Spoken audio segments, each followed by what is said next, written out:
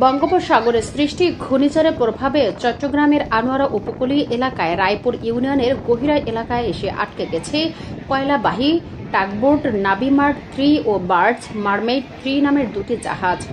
সকালে ঘুম থেকে উঠে দেখছি একটা বড় জাহাজ রাত 12:30 বেজবেন ঝুঁকিপূর্ণ মসজিদ চলে যাবে।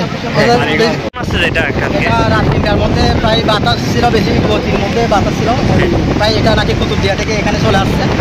আর বেশি স্পিড ছিল, ওই বাতাসের গতিতে এই দুইটা জাহাজ এদিকে, কারণ এটা যখন চলে যাবে ওই সময় অনেক বড় একটা গর্ত হয়ে যাবে, এখানে যা ঘর বাড়ি আসছে সবগুলো বাসা এবং কি মসজিদ সম্পূর্ণ কি ভেঙে যাবে।